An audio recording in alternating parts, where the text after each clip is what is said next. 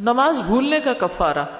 انس بن مالک رضی اللہ عنہ نبی کریم صلی اللہ علیہ وسلم سے روایت کرتے ہیں، آپ صلی اللہ علیہ وسلم نے فرمایا، جو شخص نماز بھول جائے تو اسے چاہیے کہ وہ یاد آتے ہی پڑھ لے۔ ہر شخص کی زندگی میں کوئی نہ کوئی ایسا موقع آ ہی جاتا ہے کہ وہ اور کام کرتے کرتے بالکل بھول جاتا ہے کہ مجھے نماز بھی پڑھنی تھی۔ شیطان اس کو خوب مشغول رکھتا ہے۔ فرمایا اس نماز کا اس کے علاوہ کوئی کفارہ نہیں۔ بعض لوگ کوئی مر جاتا ہے تو اس کے مرنے پر ہر نماز کے بدلے کوئی 2.5 کلو گیہوں وہ نمازوں کا فدیہ دینا شروع کر دیتے ہیں۔ نہیں، نماز کا کفارہ نماز ہی ہے، کچھ اور نہیں۔ استغفر اللہ۔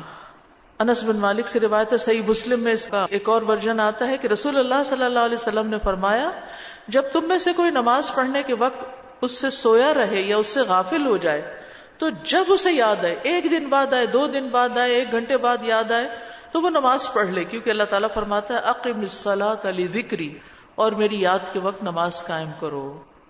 تو جو نماز بھول جائے یاد آنے پر صرف وہی نماز پڑھنا ہوگی۔ ابراہیم نخعی کہتے ہیں جس شخص نے ایک نماز چھوڑ دی 20 سال تک اس کو یاد نہ آیا تب بھی وہ صرف اسی ایک نماز کا اعادہ کرے گا۔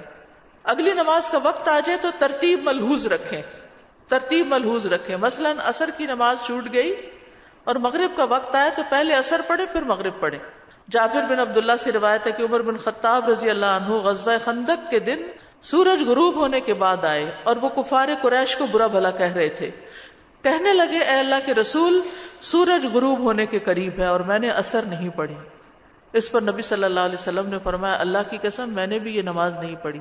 پھر ہم وادی بطحان میں گئے اور آپ نے وہاں نماز کے لیے وضو کیا اور ہم نے بھی وضو کیا، تو آپ صلی اللہ علیہ وسلم نے سورج غروب ہونے کے بعد عصر پڑھی، پھر اس کے بعد مغرب کی نماز پڑھی۔